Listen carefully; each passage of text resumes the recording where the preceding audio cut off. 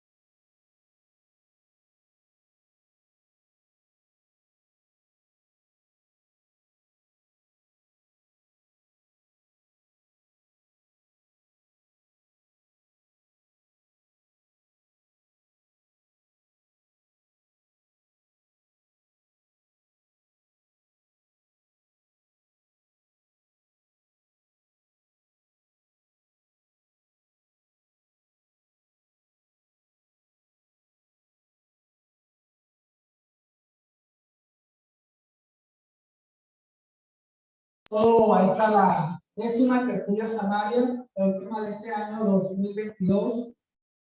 La Caja de Compensación Familiar Cajamal, su directora, la doctora Marta García, y la jefa del programa especial de la doctora Ade Martínez, le da la bienvenida hoy a esta conferencia, reflexiones sobre la vida cultural samaria en los albores del siglo XX. Y hoy tenemos como invitado a dos conferencistas muy jóvenes, que es la doctora Laura Carbonó. Doctora, bienvenida, gracias por aceptar la invitación de Cajamal. Y tenemos al doctor David Sea Lopera. Doctor, bienvenido, viene de la ciudad de Medellín a darnos esta conferencia. Bueno, doctor Rey, a continuación, intervención del doctor Edgar Rey. Doctor, bienvenido. Bueno, gracias, Omar. Y como tú bien lo decías, buenas noches a todas y a todos. Sin duda alguna que el apoyo brindado por Cajamac y de aceptar la responsabilidad de financiar esta tertulia que lleva 8 años, desde el año 2015, haciendo este espacio para la cultura, para la historia del Magdalena, de Santa Marta. Comenzamos en junio del 2015. Y bueno, estamos en el 22, en medio de la pandemia, no nos amilanó y estuvimos ahí al frente. Sin duda alguna que un proyecto de esta naturaleza, en una ciudad como Santa Marta, una ciudad de provincia, como llaman en Bogotá, o de la periferia, o en los márgenes, llaman otros historiadores a veces,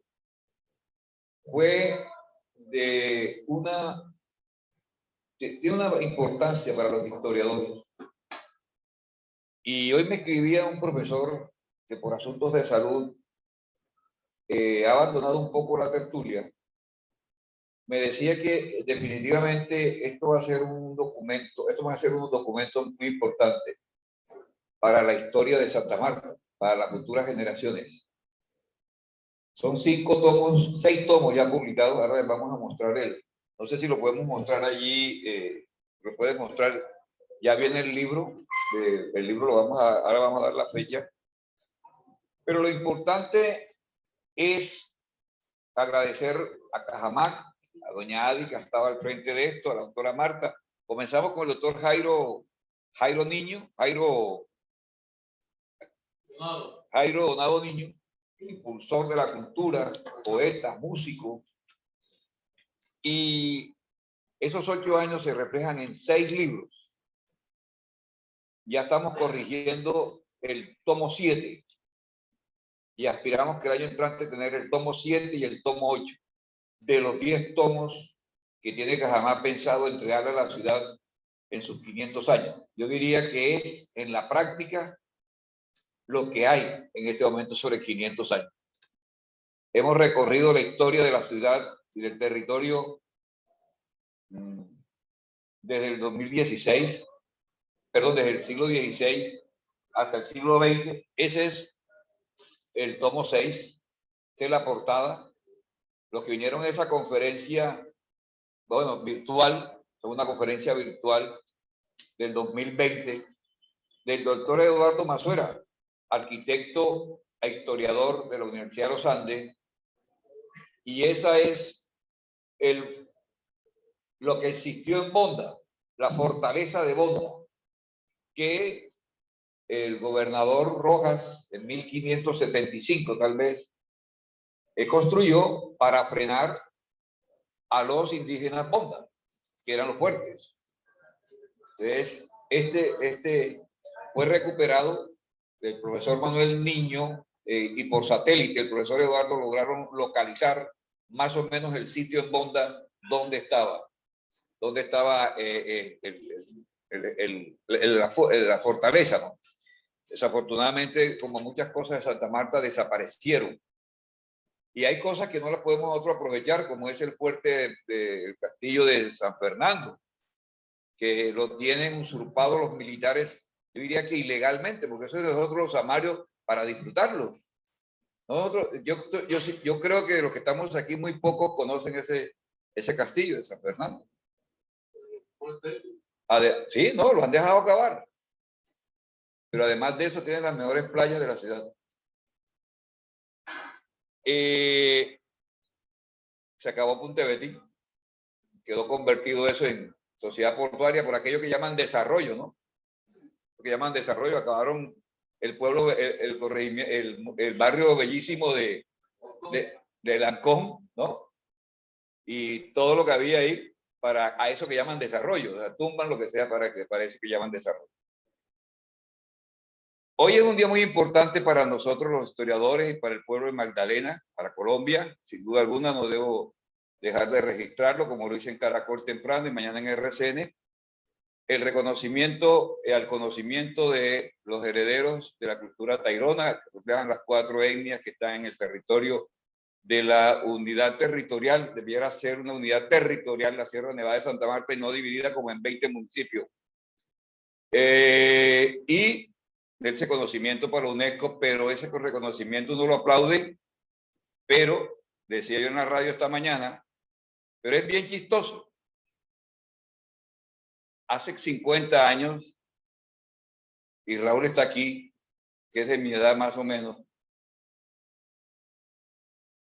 los samarios con los indios, para nada. Mejor dicho, eso era una ofensa. ¿Por qué? Porque tenían piojos, no se bañaban y porque estaban sucios. Y los que éramos amigos de ellos, que lo hemos sido habido toda la vida, desde bachillerato, y que usábamos mochila, como todavía seguimos usando mochila, la mochila era de sagrado. Hoy la mochila, como lo dije, hoy lo luce un poco gente muy importante, y yo creo que la mochila es como se ha convertido como un símbolo, no tanto de esnovismo, pero sí también de resistencia cultural. Lucir la mochila, que es resistencia, la mochila. Yo luzco últimamente esta. Esta es la cancuama, la arrocera que hacen las mayoras allá en Atanque, que cambiaban por arroz, y es una historia muy, muy bella. Entonces, bien interesante eso, pero hay una responsabilidad para todos nosotros, pero sobre todo para los gobiernos nacional, departamental y distrital. Las declaraciones de la UNESCO, y aquí hay personas que saben de eso, es responsabilidad para los estados de protegerla. Es que ahora va a venir la UNESCO con millones y trillones de euros. No. Eso creían la gente en Valledupar y hicieron 3 días de fiesta. Y tú le preguntas a los vallenatos, ¿cómo va eso? ¿De qué?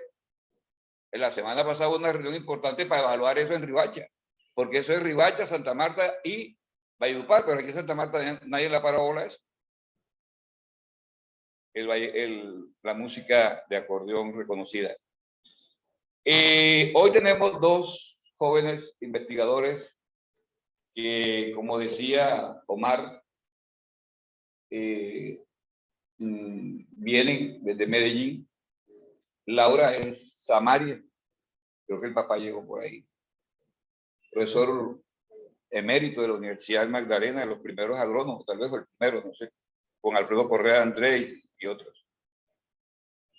Y David, que está David Sea. Ellos han trabajado conmigo en el último año un texto bien interesante sobre la historia del Carnaval de Santa Marta. Y hoy estuvimos repasando el libro, cómo quedó, escogiendo un poco las fotografías que vamos a poner de periódicos del siglo XIX, periódicos del siglo XX, los teatros, nuevas fotografías que hemos encontrado, algunas que me han regalado. Estoy buscando una fotografía de la reina gay, de la primera reina gay. Estoy buscando de la última reina oficial de la época de Gartoive, tal vez, ok. Pero bueno, ahí estamos. Entonces, Laura y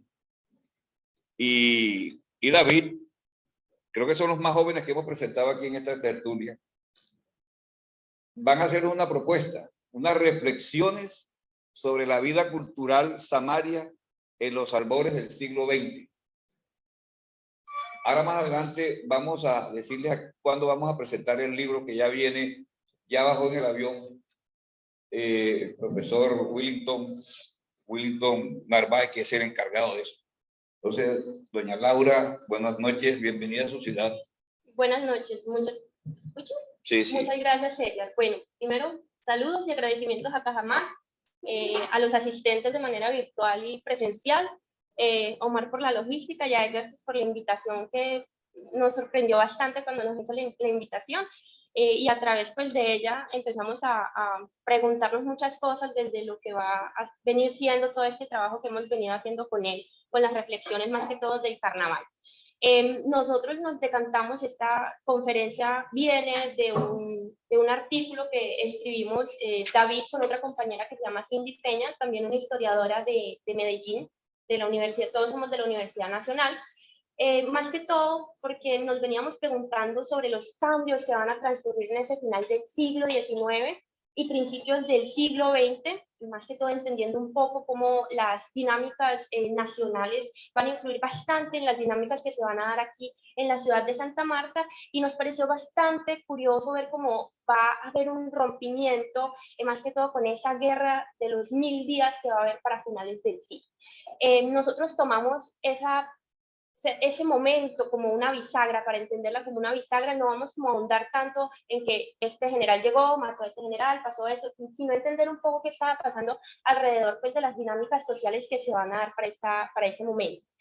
Vamos a ver que luego de la guerra se evidencia un intento de construcción identitaria mucho más fuerte, que eso va a venir plantándose desde principios de siglo, hacia 1830, entendiendo que ya hay un proceso como tal de independencia, y es uno de los momentos en los que con esa naciente república se busca una unidad que aglutine unos elementos culturales e identitarios para que soporte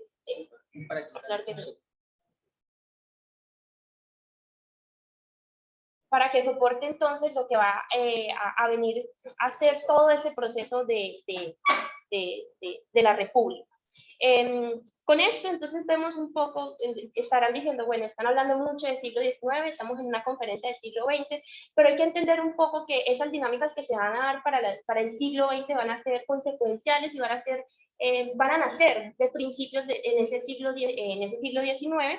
Y aquí lo que vamos a ver es que va a construirse todo un proyecto que no tuvo en consideración las provincias más periféricas, lo que va a ser al centro del territorio. Desconoció lo que a nivel cultural se estaba produciendo en esos lugares de periferia, y lo estaban reduciendo a unas categorías étnicas negativas, y esto se puede rastrear en los discursos que se van a estar plasmando tanto en la prensa, teniendo en cuenta quiénes son los que detentan el poder y quiénes son como tal los que dan cuenta de alguna manera empiezan a suministrar estas imprentas con sus discursos dentro de la prensa, y también muchas de esas narraciones que van a venir a ver la luz de alguna manera de los combatientes de la guerra de los 1000 días, que eso se va a dar cuenta más que todo hacia mediados del siglo XX.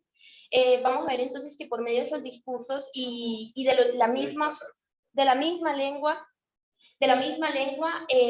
va a haber más que todo una réplica que se va a empezar a dar desde los viajeros que se introdujeron al territorio en el siglo XIX, viajeros extranjeros, y va a empezar una diferenciación entre lo civilizado, lo atrasado. Y de ahí entonces van a empezar a notarse unos cánones occidentales europeos. Con eso entonces rápidamente les vamos a traer unos antecedentes socioeconómicos de la región, que esto lo han trabajado mucho los historiadores de aquí, los locales, el profesor Adriano, Wilfredo, el profesor Edgar, Joaquín Viloria, y entender pues cómo cada uno de esos elementos van a ser bastante importantes para ver un poco ese proceso identitario que se va a dar entonces para principios del siglo XX. Entonces vamos a ver que para finales del siglo XVIII, nos devolvemos un poco más, es muy común de nosotros los historiadores estar devolviéndonos un poco en el tiempo. Vamos a ver que el virreinato se encontraba atravesando una serie de tensiones heredadas de esas reformas borbónicas que se decantaron en varios estallidos dispersos a lo largo del territorio. Y en ese contexto se encuentra la misma ciudad de Santa Marta, que en el periodo independentista va a responder a las necesidades ya más que todo de abastecer, dar salida del comercio y ser bastión como tal de los ejércitos realistas hasta 1820. Colmenares y José Romero coinciden en decir entonces que la ciudad estuvo empobrecida, estuvo abandonada, porque como tal Cartagena se va a volver en el epicentro del comercio de esclavos hasta que se le permite como tal a Santa Marta abrir ese comercio. Sumado a esto, vamos a entender entonces que también la ciudad va a estar geográficamente separada del resto de las comunicaciones como tal. También van a haber ataques constantes de las comunidades indígenas, y la misma población local tendrá un aislamiento que estará dado más que todo por las faltas de caminos al territorio, dejando el puerto como la única forma de conexión.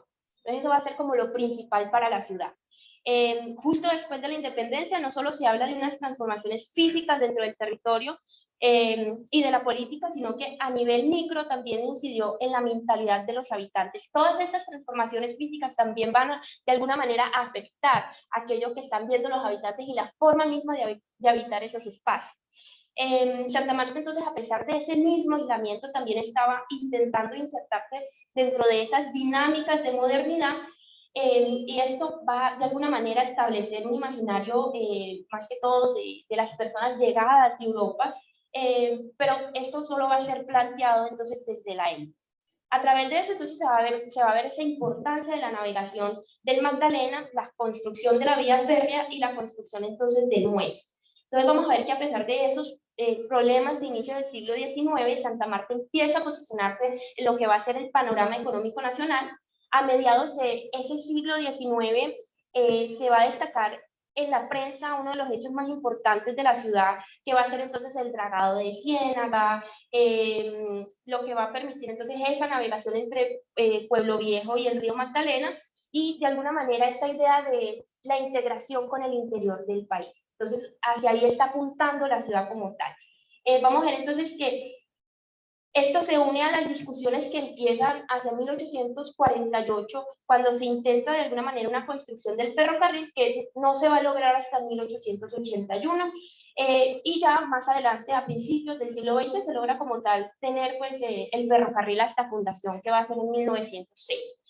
Entonces vamos a ver que en esa mitad de siglo, del 19, entre el 50 y el 71, la ciudad estaba registrando el 80% de las importaciones como tal de la nación. Y esto va a triplicar lo que va a ser la importación de Cartagena, y esto va a ser bastante importante para entender cómo va a ser el consumo cultural y el consumo material de la élite en la ciudad. Vamos a ver entonces que en las últimas 2 décadas del siglo XIX, los comerciantes, los agricultores, los ganaderos del Magdalena buscaban reactivar los negocios y se enfrentaban entonces a confrontaciones armadas, pues de alguna manera va a haber una a unas confrontaciones bastante fuertes que van a estar dentro de ese periodo, que van a venir con las guerras del siglo XIX, y esto también se va a ver de alguna manera dado por esa migración que va a tener esa élite samaria hacia otras poblaciones. Con esto, entonces, uno de los los historiadores que más se ha utilizado dentro de las fuentes primarias del Real, nos va a decir que en la ciudad habían unas industrias, que para ese siglo XX van a haber algunas industrias, y a través de decirnos que hay hoteles, zapaterías o peluquerías, de alguna manera nos está diciendo qué clase de consumo se está dando dentro de la ciudad. También nos va a decir, aunque dicen constantemente que va a ser precaria de alguna manera el consumo que va a haber dentro de la ciudad, nos está diciendo también que entonces va a haber un almacén, una farmacia, una imprenta y una sastrería. Y con eso nos está diciendo que la ciudad como tal está consumiendo ese tipo de materiales, y también que va a haber como una importancia dentro del consumo artesanal para la ciudad, un consumo artesanal bastante local.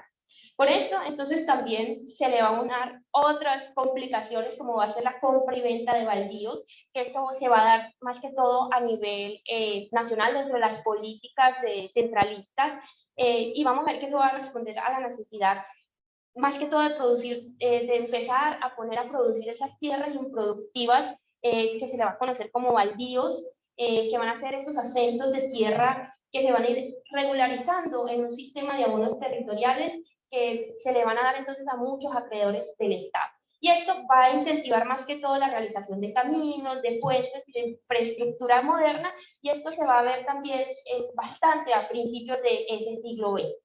Entonces, con esto se va a iniciar una colonización hacia lo que va a ser la Sierra Nevada y la zona agrícola de la Ciénaga, y lo que vamos a ver entonces ahí es que al principio va a haber cierto fracaso con esta colonización, va a haber bastantes tropiezos con esto, y aquí se va a poner en evidencia un proyecto racial de la migración, porque se intenta más que todo que sean la población blanca la que empiece a radicarse en estos lugares.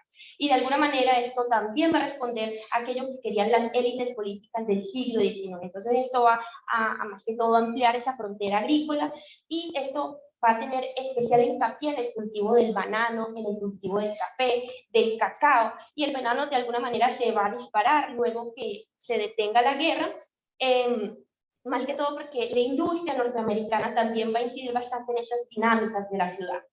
Vamos a ver que entre el 95, 1895 y 1910 se van a fundar bastantes empresas o haciendas cafeteras en la región. Va a estar la Victoria, Cincinnati, María Teresa, El Recuerdo, que van a ser como las principales.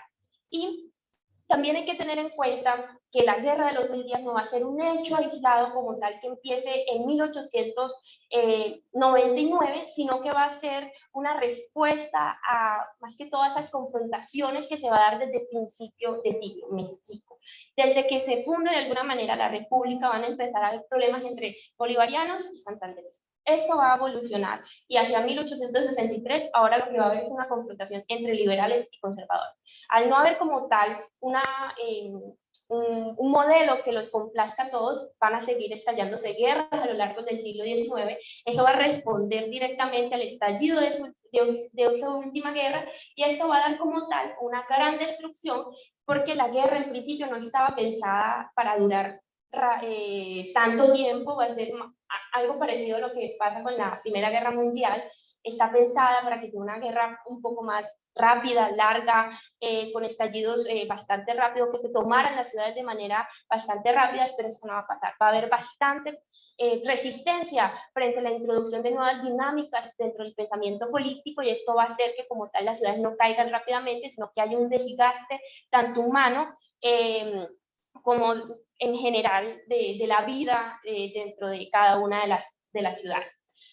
Bueno, con esto es como un gran abrebocas, y además pues, es bastante complejo hablar de tantos temas al mismo tiempo. Tratamos de hacer como una condensación bastante amplia de lo que queríamos ver con respecto a esa identidad que se va a dar, y con eso traemos entonces la prensa y la historia, entender como esa fuente primaria. Aquí hacemos como un llamado de atención porque siempre nos parece bastante importante ver el estado de deterioro que tiene como tal el archivo histórico de Magdalena, que es una fuente bastante importante, y siempre nos parece bastante triste que estuviera tan decaído, y que como tal la mayoría de fuentes que se encuentran de Santa Marta están por fuera. Se encuentra en la prensa, gran parte de la prensa la encontramos nosotros en Medellín, en la Universidad de Antioquia, donde va a tener pues como un archivo bastante enorme de lo que van a ser las prensas del siglo XIX y XX. y también algunas en Bogotá. Entonces, como tal, no pudimos encontrar la cantidad de material que queríamos para esta época aquí, porque como tal no hay.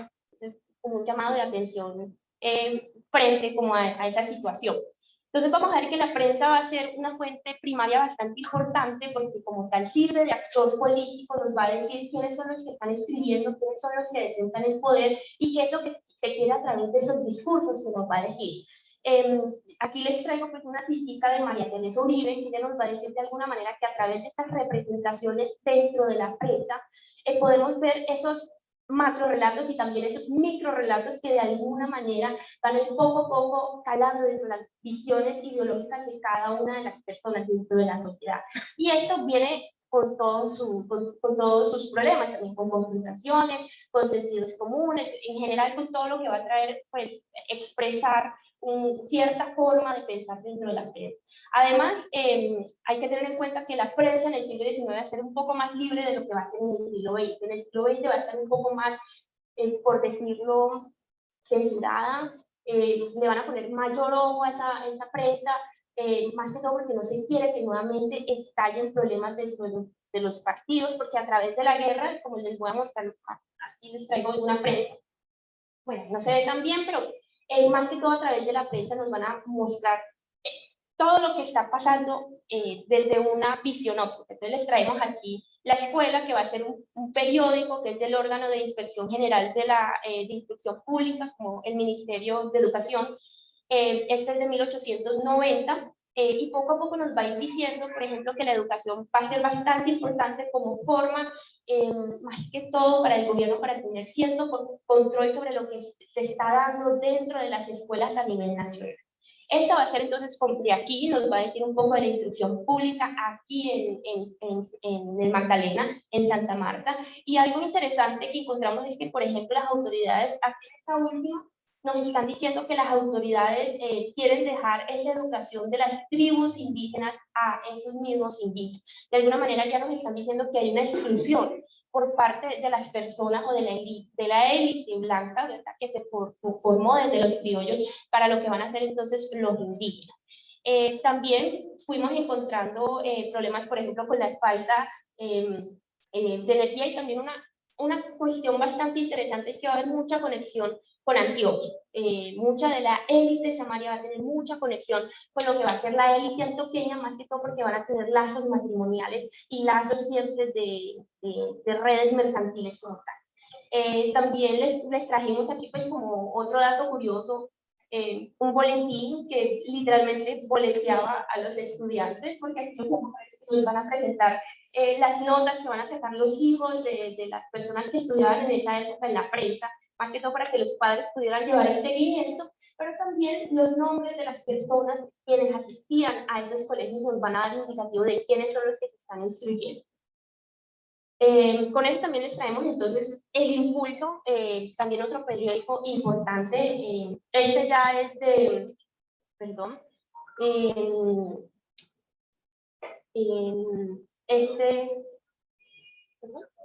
sí, este impulso está apoyado en la línea de Miguel Antonio Caro, que hayan artículos con referencia al estallido de la guerra del 95 y el apoyo al Partido Nacionalista. Vamos a ver entonces que hablan bastante de Campo Serrano, y a través de la prensa también nos van a dar bastantes noticias de lo que va a hacer entonces la guerra. Nuevamente, la guerra de 1899 va a ser consecuencia entonces de las anteriores guerras, la guerra del 95, la del 85, de la misma constitución del 86, de las guerras que se van a dar entonces a mitad de siglo, y eso como tal se va a ir como de alguna manera llenando el vasito hasta que rebose y estalle de manera bastante violenta. Entonces, a la vez que nos están diciendo nueva calamidad, hay guerra en Colombia, también van a haber numerosos decretos que por medio de la misma prensa nos van a decir que van a haber autorizaciones con artículos para empezar a hacer un reclutamiento del servicio militar. Eso va a ser bastante importante, porque a través de estos avisos que salen en la prensa, los jóvenes que se van a reunir en cafetines o en bares o en lugares donde mayor, va a haber como transferencia de la información, van a poder también irse a las plazas, que las plazas van a ser los lugares que de alguna manera dicten que van a ser los lugares de reclutamiento. Entonces los van a hacer un llamado para que vayan a ese lugar. Les traemos entonces aquí un poco de lo que va a ser ese final de la guerra del 95, y también ver esa postura entonces del mismo periódico El Impulso, que nos va a decir al final entonces: viva la regeneración, viva el Magdalena, viva la República. Con eso entonces, bueno, trae otras curiosidades de esos mismos periódicos que nos van a decir un poco del embellecimiento de la ciudad. Algo bastante interesante es que van a traer entonces curiosidades que estaban pasando en Europa, y por ejemplo nos traen un artículo que habla sobre, más que todo, contra el humo, hablando un poco de cómo las mujeres en Europa, que también van a ser en ese mismo momento sumidos en tensiones políticas, están reduciendo el gasto suntuario en sus vestidos, y quieren más que todo que las mujeres aquí en Santa Marta aprendan un poco de eso que está pasando con las mujeres en Europa, y también sean un poco más austeras en las formas de vestir. Bastante contradictorio, porque las mujeres aquí en Santa Marta ya eran austeras en las formas de vestir, porque como tal no va a haber tanto consumo como se creía, tanto consumo suntuario como tal. Problemas con la luz, van a resaltar que va a llegar la luz eléctrica, inmediatamente van a empezar a escribir siempre que hay problemas problemas en la red eléctrica como tal. El problema de baldíos se va a ver entonces en todos los periódicos. Aquí les traemos uno de Rafael Robles, que estaba vendiendo baldíos, ahí nos está diciendo. Nos van a hablar entonces bastante del cultivo del café, en general, todo lo que estaba pasando aquí en la ciudad.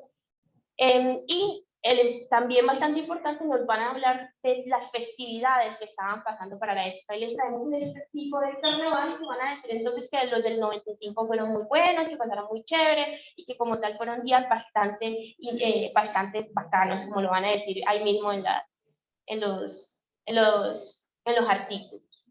Bueno, con eso entonces vamos a pasar un poco, perdón, sí, a pasar un poco entonces lo que va a ser esa guerra. Vamos a ver que durante esa guerra de los 1000 días se va a observar más que todo el desgarramiento, esas relaciones entre las élites regionales frente a las ideas que deberían más que todo regir en lo que va a ser ese naciente Estado nacional colombiano.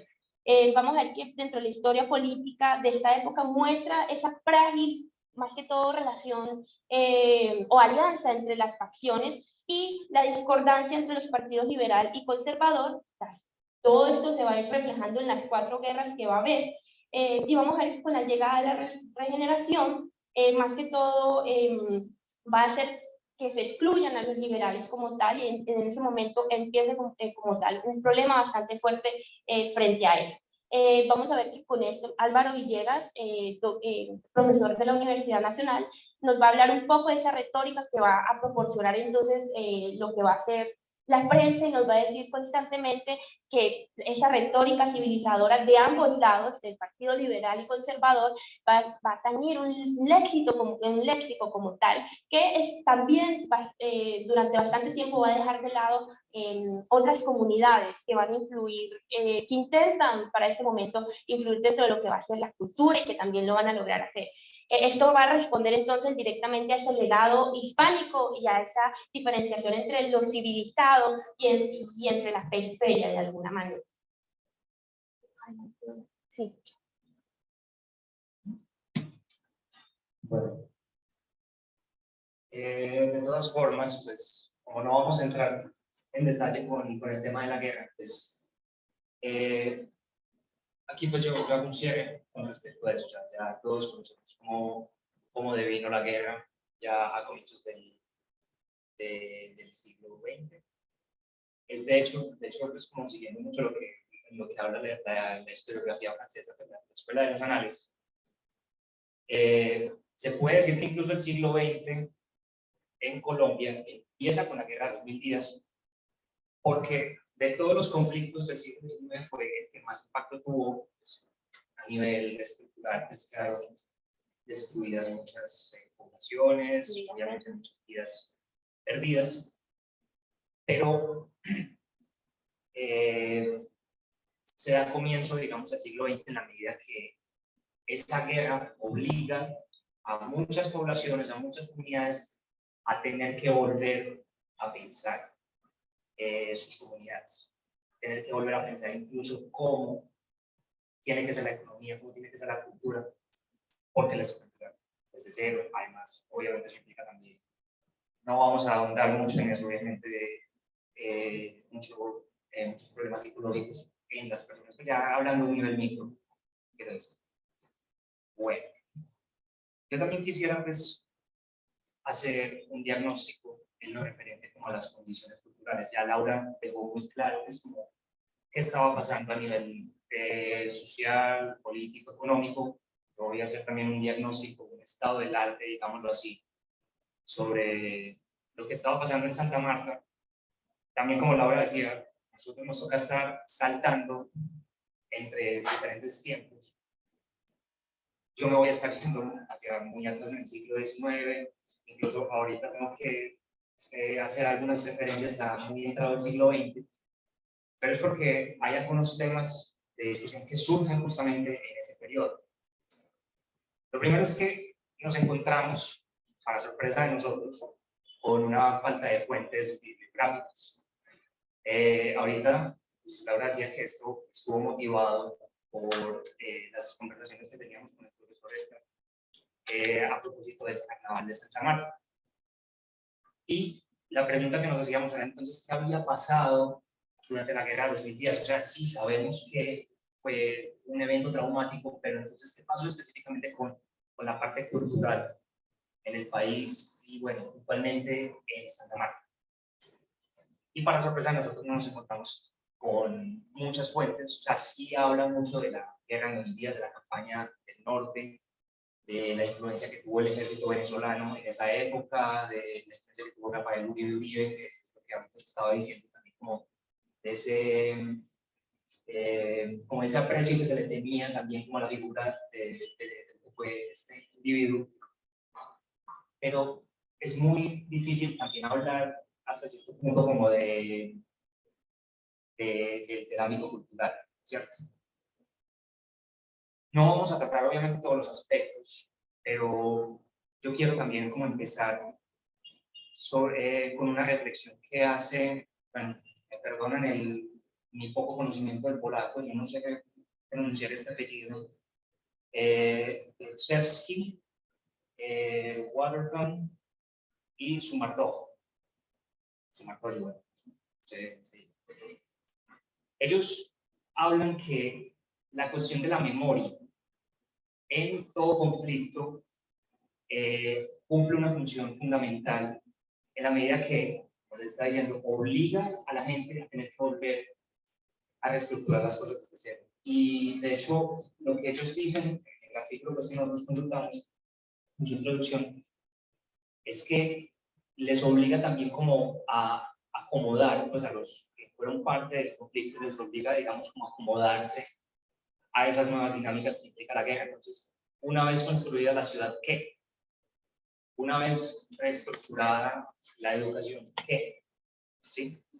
Entonces, esa es una reflexión que me parece muy importante traer aquí porque más o menos eso es lo que nosotros logramos ver para el caso de Santa Marta que estaba pasando. Bueno. La cuestión de la identidad, uno diría, una persona como yo, digamos, que viene del interior del país, me dice costeño, pues puede ser cualquier parte, de cualquier parte, Santa Marta, Cartagena, Barranquilla.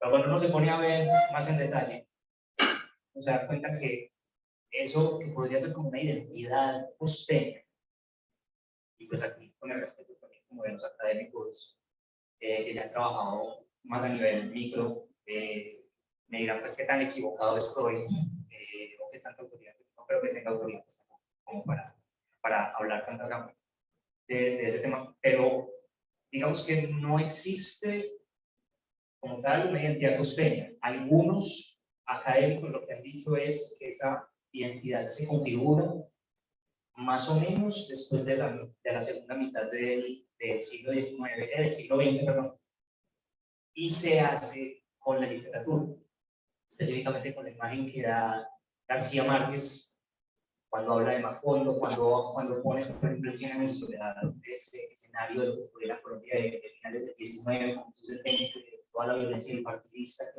digamos que ahí se habla de un imaginario costeño, una identidad costeña.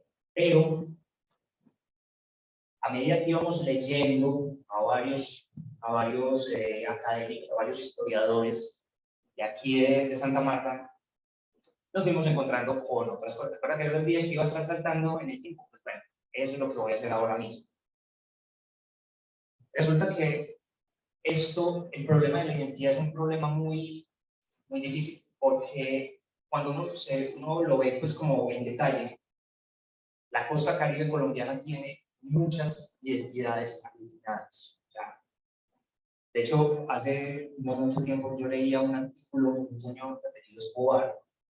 Él es musicólogo. Él se puso a hacer como un rastreo creo que bueno, en los Montes de María. Y entonces él, digamos que deconstruía esa idea de qué es esta música. No es lo mismo como producen esta música en los Montes de María, en las regiones como más apartadas del Bolívar, al que nos llega al interior del país. O sea, es algo que está como muy intermediado como por una industria, ¿cierto? Entonces es como difícil hablar, y mucho más en el siglo XIX, de pronto por lo complejo que es, de pronto por la falta de fuentes que hay, de qué es una identidad. O sea, sabemos que hay una identidad que se forja, digamos, desde la élite, ¿cierto? Que es la visión que está tratando de implantar en el resto de la sociedad samaria, pero también hay otras identidades por ahí regadas, ¿cierto? Cuando nosotros hablábamos con el profesor Edgar, nos dimos cuenta que en el ámbito del carnaval eso se ve muy claro. O sea, si el carnaval es algo propio de la tradición samaria, pero no se celebra igual. No se celebra igual en la élite, no se celebra igual en las calles. E incluso uno se pone a ver ya muy entrado el siglo XX, no se celebra igual en Pescadito, no se celebra igual en Mamatoco, en el Rodadero. Es muy, muy diverso, ¿cierto? Entonces muchos académicos que nosotros estuvimos viendo hablaban precisamente como de eso. Es difícil hablar como de una identidad, y no solamente en la costa caribe, en cualquier parte.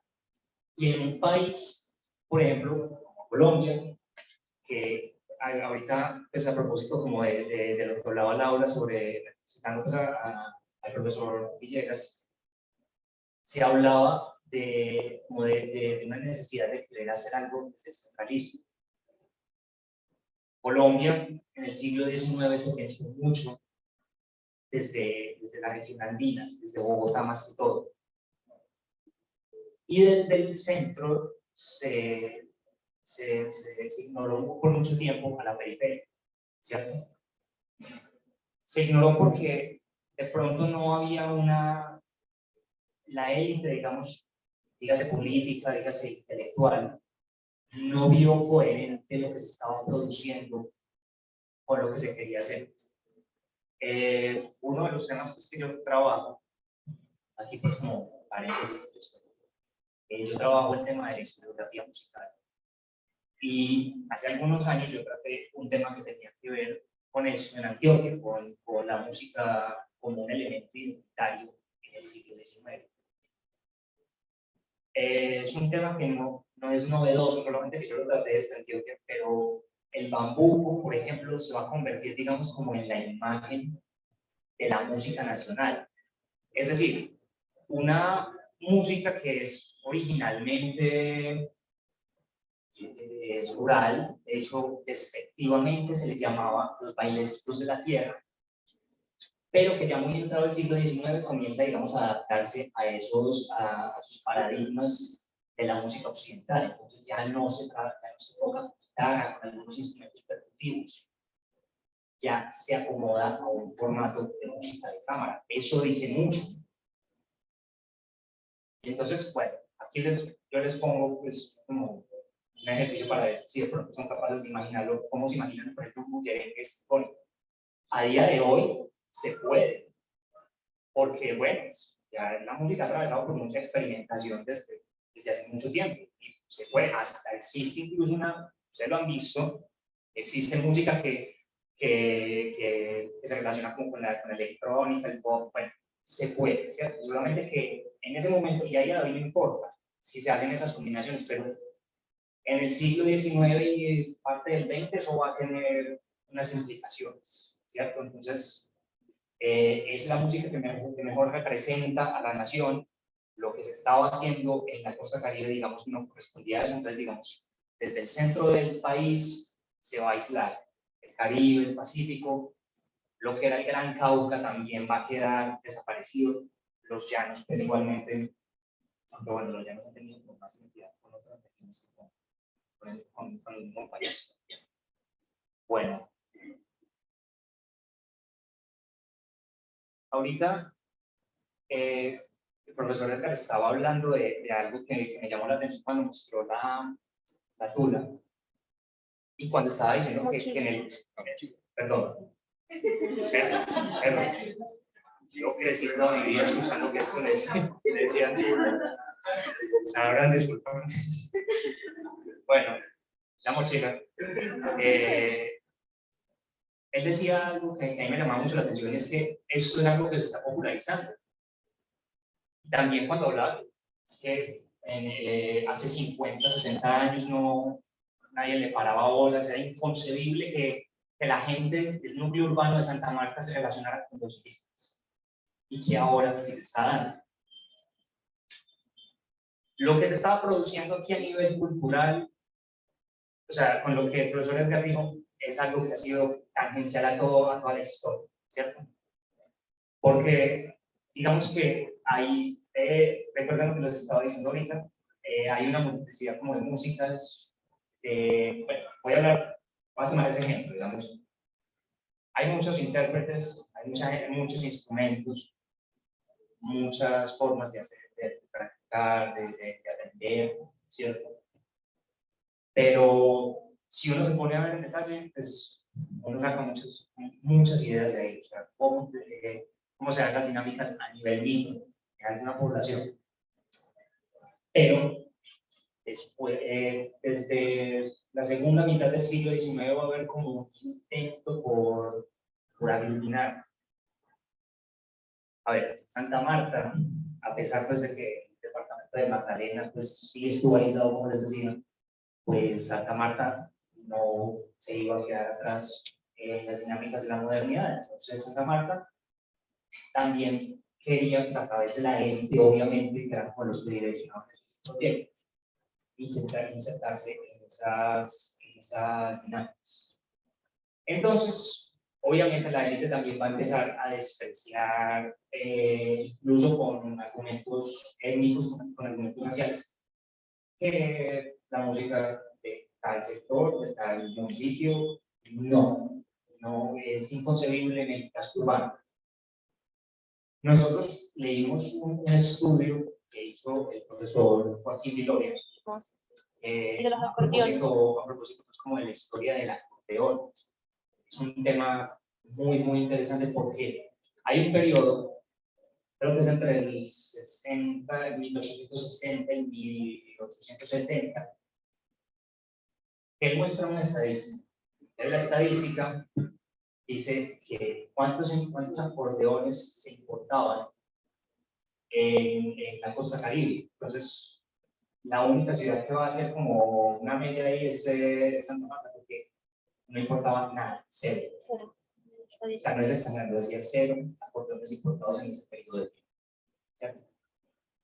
Claro, él tiene un argumento muy justificable, que es el tema de los aranceles, una cuestión económica y todo por el peso del instrumento en sí, pero a nosotros no nos dejaba de retomar en la cabeza que eso de pronto también tenía unas explicaciones culturales.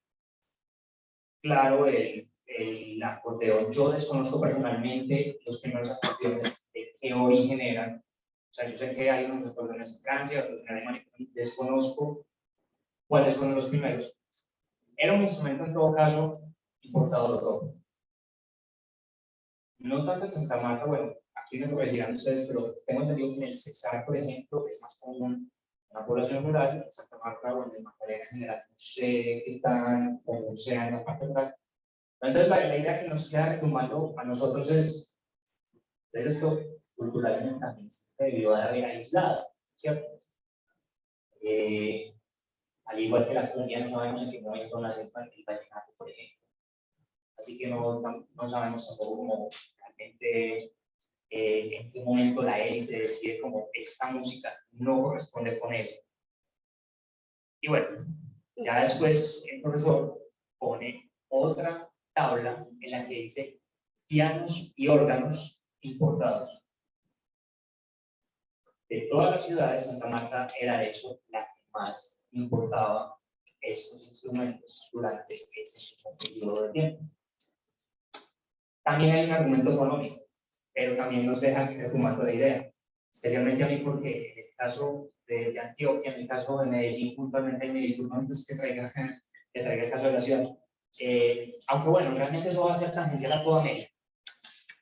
Si se tiene un instrumento de cuerda frotada, si se tiene un instrumento de teclas como el piano, el órgano, el clavicordio, lo que sea, eso va a ser símbolo de estatus, indefectiblemente. Entonces, creeríamos ahí que hay una necesidad también como por resaltar a través de la adquisición, de ese poder adquisitivo que hay, claro, piano de cola, ¿cuánto podría haber costado en ese momento? Un órgano, que no sabemos realmente si estamos hablando de un órgano de iglesia o de pronto a los clavicordios a veces también les decían órganos, entonces no podríamos exactamente saber qué tipo de órgano. Bueno, y con eso entonces vamos a empezar a notar un poco cuál va a ser la línea a la que va a ir llevando poco a poco la élite. Vamos a entender entonces que pues ya la guerra aquí en el Magdalena va a explotar pues hacia la segunda fase, ya hacia 1900 con más fuerza aquí, y cuando termine como tal hacia 1902, vamos a entender un poco que nuevamente la élite se tiene que acomodar entonces a las nuevas dinámicas que van a venir desde los armisticios que se van a firmar entonces aquí con el Tratado de Neerlandia, aquí en Ciénaga, y entender un poco que como tal la élite nuevamente tiene que llevar a cabo pues, unos procesos de reacomodación dentro de lo que van a ser las mentalidades de los partidos políticos. Eso va a ser lo más interesante. Les trajimos más que todo algunos extractos también de Fuente Primaria de 1903, luego que como tal se organiza, el país pasa la guerra, Reyes queda como tal al poder y se intenta como tal un estrechamiento de lazos entre los conservadores y los liberales. Pero como tal vamos a ver que eso no va a ser del todo cierto, se van a seguir reavivando las violencias bipartidistas y como tal diferentes periódicos que van a aparecer nuevamente aquí en el territorio, aquí de manera local, se van a volcar a otros temas. Más que todo porque para esta época se van a poner en posiciones frente a las mentalidades políticas que puede aparecer en la prensa. No puede ser completamente liberal ni completamente conservador, tiene que haber de cierta manera una censura que se empieza a ver ahí. ¿Qué es lo que vemos ahí entonces? Empezamos a ver que empieza uno de los más importantes que va a ser el ferrocarril, va a hablar completamente de lo que va a ser entonces cómo se va a llevar a cabo la cuestión con la Santa Marta Railway Company, y también nos va a mostrar bastantes puntos de lo que va a ser las festividades en Santa Marta. Una de las más importantes, entonces, va a ser la festividad de Lourdes, que se va a dar entonces en febrero. Algunos de esos periódicos no van a tomar mucho el tema del carnaval, que sí lo van a hacer otros, pero se van a volcar a hablar mucho de esas festividades religiosas, recordando entonces cómo se va a establecer el pensamiento religioso frente a quienes ganaron, que van a ser los conservadores. Entonces les traigo nuevamente diferentes extractos, están bastante largos, no están como al completo, pero como tal nos van a decir cuáles son las festividades que se están llevando a cabo aquí en Santa Marta. También quiénes son las personas de la élite que entran y salen de la ciudad, y lo más interesante es que alguien que rescatan bastante, por ejemplo, don Ignacio Poliaco, que va a ser un general que va a batallar la Guerra de los 1000 días, que entra en un crucero con su esposa en 1903, después pues, de haber terminado todo. También va a estar la Gaceta Departamental, eso un poco más adelante, que se va a volcar nuevamente en trabajar y dar cuenta también muchas veces de los títulos de obras que van a estar entrando aquí a la biblioteca. Con eso, para que no extendernos mucho. Hay una cuestión ahí, porque cuando uno se acerca a la fuente primaria de prensa y uno encuentra, por ejemplo, ese tipo de anuncios, que tal persona entró a no sé qué, se divirtió mucho. Hace un tiempo yo estuve revisando fuentes de prensa en Estados Unidos. Pues no fui allá, las revisé pues, en línea en la Biblioteca del Congreso. En Nueva Orleans, porque yo estaba hablando de un tema de allá, en Nueva Orleans se ve mucho en la prensa de los años 20 ese tipo de cosas. Eso no, claro, aquí en Colombia, en ese mismo periodo, la misma cosa, entonces ni siquiera importa realmente lo que de ellos al personal. Hay una intención, hay una necesidad ahí de dejar claro quién hace parte de la época. Porque, digamos, es necesario que la gente lo sepa. Es lo mismo a día de hoy, pónganse ustedes a pensar en eso, cuando en las noticias sale, por ejemplo, que, sé yo, algún famoso, dígase Juárez, dígase Cepeda, no sé, hizo tal cosa, se cayó por las escaleras, tuvo un hijo, no sé, es lo mismo, es la necesidad de decir quién detenta determinado tipo de poder, quién tiene cierto estatus. Entonces, eso es algo que es transversal, y eso acá se ha visto en Santa Marta, y se ha visto en todo el país, y se ha visto en todo el mundo, ¿cierto? Bueno, yo quiero tratar dos cositas ya antes de terminar para que no se nos haga tampoco muy extenso, es el tema de la educación. Ya Laura había hablado pues como de los diarios, de los órganos oficiales pues que hacían pues como mucho énfasis en eso, que es lo mismo también, o sea, ¿para qué mostrar un informe de notas en un periódico? Eso, nosotros llegamos a tres conclusiones. O bien para facilitar esa información a los padres de familia, o bien para que, digamos, se supiera pues como más fácil quién iba perdiendo, quién iba a pasar de año, y la otra que está muy relacionada con eso que les decía era como, bueno, dejar claro quiénes eran parte o quiénes podían acceder a una educación de calidad, ¿cierto? ¿Por qué la educación la tratamos acá? Bueno, claro, tiene algo que ver con la cultura, pero es que hay otro tema ahí, y es que Santa Marta le estaba haciendo mucho énfasis, principalmente a tres, pues, habían más materias, obviamente, pero habían tres en específico que eran artes, bueno, bellas artes, humanidades y medicina, por la cuestión del acueducto, por la cuestión pues como de la sanidad pública también, ¿cierto? Pero ya pues como para, este es como ya el otro tema, es una conclusión también a la que quiero llegar, y es entonces, ¿por qué la Guerra de los 1000 días?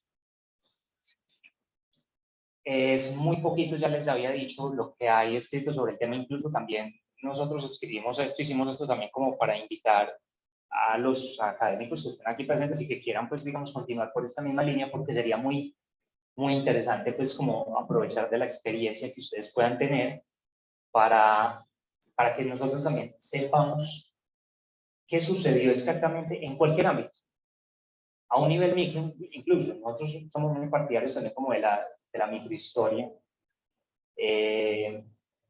para saber entonces qué sucedió. O sea, ya sabemos que fue la Guerra de los 1000 días, pero todo se habla desde una historia militar, no hay tantos estudios a nivel cultural, de pronto a nivel económico, obviamente el político está ahí, porque eso es una guerra con un trasfondo político también. Nosotros entonces llegamos a una conclusión, bueno, a varias en realidad. Sí hubo producción cultural en varios ámbitos durante la Guerra de los 1000 días. Ahora, ¿por qué de pronto no se habla tanto de la ciudad de Santa Marta en ese periodo? Santa Marta era, como se diría en términos muy coloquiales, como una bodega de guerra. Era una ciudad muy pequeña, se utilizaba más de las veces como cuartel para guardar armas, provisiones, ¿cierto? No quiere decir que no hubiese una vida cultural activa. Obviamente, había teatros, estaba el centro social, por ejemplo, el liceo, bueno, era el seminario, el seminario, que eran como espacios que la élite, y de lo cual pues el profesor Edgar ha hablado mucho de eso, varios trabajos que ha hecho, que son espacios en los que la élite, perdón, se apropia para llevar a cabo sus celebraciones, independientes si es carnaval o no. Eso igual evidencia una vida cultural muy activa en la ciudad. Llega la guerra, digamos que la élite también siente una necesidad por querer apoyar, independiente si es liberal o conservador, pero de tener una parte activa en la guerra y en las discusiones políticas que se dan alrededor de la guerra. Hay, digamos, un interés también del gobierno local, del gobierno nacional por incentivar a las tropas. Obviamente, después de la guerra, se necesita una reconstrucción de la ciudad, de las vías ferroviarias que ya se habían establecido en ese momento, de reactivar el tránsito por el Magdalena, etc. Y entonces empiezan a llegar, esto es lo que me parece más interesante, empiezan a llegar las compañías extranjeras, entonces empieza a surgir ese periodo que a mí me parece como el periodo más doloroso de la historia del Magdalena, que es cuando empiezan a llegar las compañías bananeras, que no fue solamente la United Fruit, fueron muchas otras, eso lo descubrimos acá. Yo personalmente no lo sabía, pero sí llegaron muchísimas compañías bananeras, solamente que la United Fruit, pues, por obvias razones, quedó resonando pues como en el imaginario de la ciudad. Esto obviamente va a transformar las dinámicas, no solamente de la élite en general, porque entonces los funcionarios, las personas pues, que llegaban de Norteamérica y que tenían pues como influencia ahí, van a empezar a intervenir, por ejemplo, en el carnaval. Entonces, que Mr. no sé qué va a tener, eso aparece en la prensa, Mr. no sé quién va a financió la creación del carnaval, cosas así se van a encontrar en la prensa. Eso no es algo novedoso en la ciudad, porque en el siglo XX muchas festividades y muchos eventos culturales los van a empezar a financiar desde la industria. Acá en Santa Marta nosotros lo que vimos fue que eso se da de una forma muy interesante porque solamente con el auge del banano, o sea, no tanto, o por lo menos desconocemos nosotros si de pronto la compañía de vapores o la compañía de telégrafos, qué sé yo, financió algunas tertulias musicales o eventos por el estilo, pero sí se ve mucho cuando empieza a hacer esa bonanza bananera, ¿cierto? Eso es lo que aquí ya pues cerrando como el círculo y ya pues terminando acá, lo que decían estos autores que mencioné al principio, es que es necesario volver como a construir una memoria, a volver a conectarse con la identidad después de un enfrentamiento. Quizás yo también les dejo pues como abierta esa interrogante a los que están aquí presentes. Quizás la reactivación del carnaval, por ejemplo, podría ser un ejercicio de hacer memoria sobre esas festividades que han tenido como tanto impacto desde el origen de la ciudad, o por lo menos desde la conformación de lo que se conoce a día de hoy como Santa Marta. Entonces, pues yo creo que esa es como una de las conclusiones más próximas a las que hemos podido llegar. Muchas gracias. Muchas gracias a ti. Muchas gracias. Gracias, gracias David, gracias Laura, muy reflexiva, poderosamente me llama la atención ese análisis del problema cultural de la ciudad, ¿no? Eso, ciertamente, ¿no? El final del siglo, lo que hemos trabajado la prensa, y el comienzo, la guerra de los 1000 días. Hay una cosa que es interesante, que hay historiadores, definitivamente, no sé qué vamos a hacer para que la gobernación tiene la responsabilidad del archivo histórico de Magdalena Grande pueda recuperarse. Wilfredo, que está aquí, y otros sabemos esa historia triste hemos hecho no sé cuántos intentos porque eso salga. Inclusive el último intento fue el Banco de la República, que el Banco de la República quería administrar, trasladarlo para el Banco de la República, que hay espacio, y eso le daba unas garantías al departamento y a los historiadores que estaba protegido, estaba buen clima, vigilancia, y ahí no había que pagar ni luz ni agua, porque eso está incluido en lo que tenía que pagar el Banco de la República. Pero la terquedad de alguien, que no voy a decir aquí, dijo que no, que era que Joaquín Viloria y yo no queríamos robar el archivo. No sé qué hace uno con un archivo histórico en su casa. La estupidez sencillamente. Bueno, pero de los comentarios que hizo David y Laura, yo quiero hacer, mientras ustedes piensan unas preguntas, David tiene que salir para el aeropuerto. Hay un tema que bien Laura y conecta a David, el tema de la música y el tema de la conexión entre Santa Marta y Medellín, inclusive con Popayán. Medellín hay un detalle bien interesante. En Medellín hay una calle que se llama Miguel Díaz Granados. Miguel Díaz Granados, el único mártir que tuvo Colón, el Magdalena, Santa Marta. Fue fusilado de Santa Marta, que estaba allá en Cartagena representando al Magdalena en una convención, que se había casado además con María, una señora de ahí del barrio San Diego. Digo esto, bueno, aquí no hay ni una calle ni un callejón, ¿no? A nombre del señor Miguel Díaz Granados, bueno, debe ser que los odian a los Díaz Granados.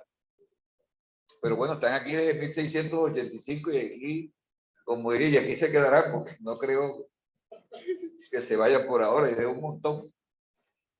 Destaco esto porque había una conexión permanente. Y otro detalle, David y Laura, ustedes que viven en Medellín, la familia Vieco es la familia que vende o vendía pianos en Medellín. Y la familia Vieco vivió fue en Santa Marta.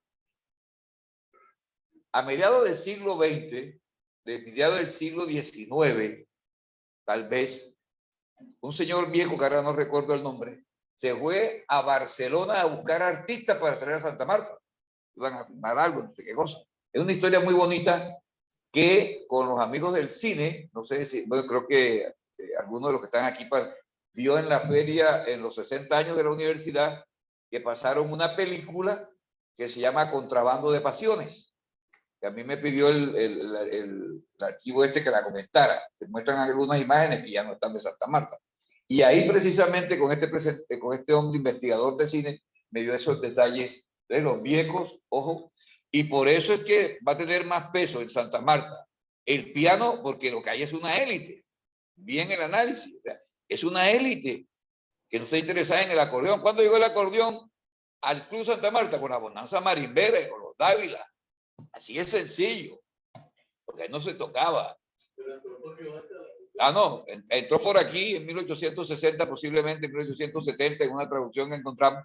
Pero más allá de eso, entra por Cúcuta, pero no se queda en Cúcuta. Y entra por el río Magdalena, y entra por la Guajira, por Riohacha. En Riohacha. Bueno, ahí está el libro de Juaco, que es bien interesante. Pero fíjense ustedes, los pianos, pues bien decía David, ¿cuánto costaba un piano de cola a mediados del siglo XIX o finales del siglo XIX para tenerlo en Santa Marta? Había plata. Se dice, como es corriente, a las personas mayores, que en Santa Marta en cada casa del centro había por lo menos 2 pianos y que por lo menos 1 o 2 personas sabían tocarlo. Un joven, bueno, un amigo, Carlos Flores, que hace unas cápsulas, ¿cómo se llama? Un Procacas, de allá de Holanda, sobre Santa Marta, tiene una forma de narrar muy chévere esta parte. Los viejos. Y una cosa que me llama mucho la atención y es repensar la cultura. A mí me parece que eso es bien interesante. Yo no lo había visto. Cuando uno lee el libro de la Guerra de los 1000 días, de Yunis, Jorge Yunis, el genético, tiene un libro que narra cómo quedaron los municipios o los pueblos orillas del río Magdalena. ¿Cierto? Claro. ¿Qué hay que hacer ahora para revivir? Y está el tema de la memoria, que es un ciclo permanente que estamos viviendo hoy. ¿cierto? El problema de la memoria hoy es lo más importante. Y una última conversación, es ese proceso adaptativo de la que hablan los antropólogos. Aquí está Raúl. Bueno, se nos escapó ya el profesor Forero. A esa parte del proceso adaptativo o de readaptación. Por eso, en algún trabajo dije yo que una de las ciudades por donde entró la modernidad es por esta ciudad, lo mismo que Barranquilla o Cartagena. El avión llegó muy tarde a Bogotá. ¿Y por qué digo esto? Oye, porque es que aquí hay una esponja que asume todo lo que llega. Todo lo que llega aquí. Aquí. A mí me parece que eso es importante. Y en esta parte del comienzo del siglo XX, con Laura y con David trabajamos para el libro El Carnaval, nos llevamos a sorpresa. Laura decía, Mr. Trump, ¿cómo se llamaba Trump? William Trump. William Trump fue presidente del Carnaval en 1916. William Trump, que parece que fue el que trajo la luz eléctrica, o vivía en Mamatoco, allá, no vivía por allá por Mamatoco. William, era el que manejaba la planta. Exactamente. Y creo entender más adelante que William Trump, por confirmar ese detalle, vamos a confirmarlo por eso con la compañera María y con Carmen, si él fue el que se inventó mover una carroza en carnaval de una reina con un carro. Jaime Villarreal tiene ese dato ahí, lo que pasa es que Jaime no dice de dónde está esa fuente. Hay que verificar si es verdad, porque eso es bien interesante, porque habían carrozas ya en 1914, con burro, con caballo, pero ya con vehículos. Y fíjense, la vicepresidenta, porque era presidente, la vicepresidenta, la presidenta era Sara Sánchez, posiblemente de origen fonsequero, y la vicepresidenta era una señora Cecilia, tal vez, de Paimán, que era costarricense, y era reina del carnaval, era presidenta del carnaval. Y el esposo parece ser que fue el primero que tradujo el reglamento de la FIFA, que hoy se llama FIFA, del fútbol, para jugar fútbol en Santa Marta, porque en 1905, 1912. El esposo es gringo, la señora es costarricense, viven aquí, trabajan en una de las empresas bananeras, en esta parte. Pero esto es bien interesante, esa reacomodación que la élite samaria va asumiendo. En estos días tuve una discusión con algunos porque no les gusta que le digamos élites. Es que yo no sé, que no, que era mejor poder clase alta, peor todavía. Una reflexión con respecto a esto. Y hay un... Está lejos. Fíjate tú, yo hablo de Parancó.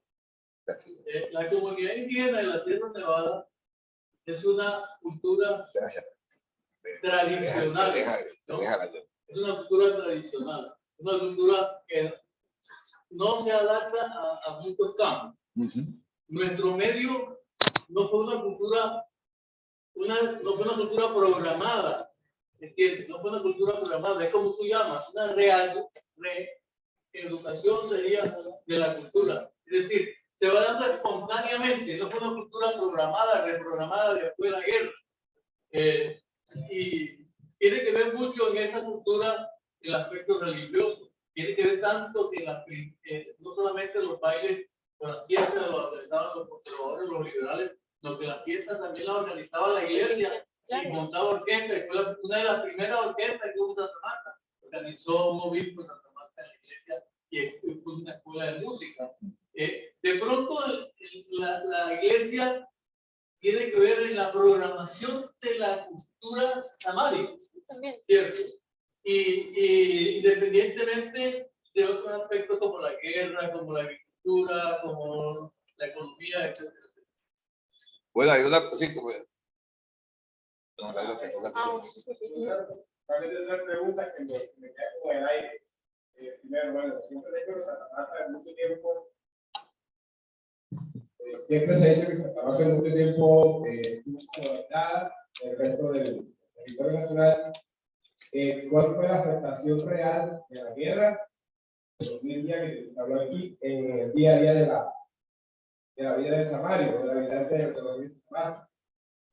Lo segundo es si al momento de hacer esos análisis históricos se tienen en cuenta los censos poblacionales, o sea, cuántas personas vivían realmente en la ciudad, porque pareciera que se hablaba como que de un grupo, como que algo muy aislado de una gente cuando la ciudad no tenía 7 calles y 10 carreras, algo así. Entonces realmente era una población bastante pequeña, donde creo que inclusive no hay necesidad de leer un periódico para saber quién estudiaba en qué colegio estudiaba. Por eso tengo que los pueblos, actualmente algunos pueblos de aquí en Caldera que he visitado. Y la tercera es que, bueno, alguna vez estuve en una conferencia de un investigador noruego, que es Steiner. Steiner, sí. Y según lo que recuerdo, si estoy equivocado, él trabajó mucho a partir de censo, a partir de registro, y él dice que la población indígena de Santa Marta siempre fue fuerte. Entonces, al parecer yo escuché como que la gente negaba, y él dice que no, que realmente había mucha población indígena siempre la vi dentro del territorio de Santa Marta. Del territorio rural. Sí, la población indígena estaba dentro del territorio rural, entendiendo que en el casco, sí, esas 7 calles y esas 10 carreras. Que no eran más. Eran un poquito más, sí, porque va a haber también una línea de casas que van a ser casas fincas que van a estar hacia lo que hoy se conoce la Avenida Libertador, esa zonita. Vamos a entender que ese entonces va a ser como el casco urbano donde va a estar la población blanca. Dentro de los censos se le va a agregar entonces la contabilidad de lo que ellos tienen conocido como los corregimientos aledaños a lo que va a ser el casco de la ciudad, y ahí vamos a entender entonces que para esa época va a haber aproximadamente 8.000 habitantes, 9.000 habitantes, teniendo en cuenta que es aproximadamente, más o menos.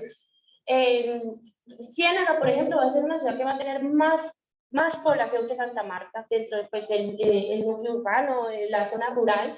Santa Marta va a ser un poco más pequeño, pero hay que tener en cuenta que se movía un poco más el dinero dentro de lo que van a ser las élites aquí. También van a haber pues, élites en Ciénaga y van a estar en constante movimiento, pero como tal, vamos a entender entonces que aquí va a haber un florecimiento bastante interesante frente a lo que son las dinámicas escolares, cuando se genera el carnaval, unos espacios también muy dados a funcionar para las diferentes festividades para la élite, el seminario, el panóptico también, como se le decía para la época, ¿verdad?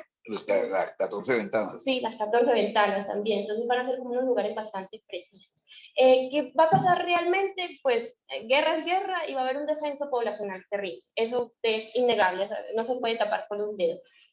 Como tal, van a necesitar pues entonces a ver una reestructuración que yo les había comentado, y no solo eso, que también integre unas dinámicas con las poblaciones aledañas, porque también se utilizaron dentro de reclutamiento a personas afro y también a comunidades indígenas para que se debieran entonces a los contingentes para la guerra, y va a haber una disminución de la población en general. Dato curioso, que como aquí lo traigo, una de las formas de comunicación que resistió a la guerra, bastante interesante, va a ser el telégrafo.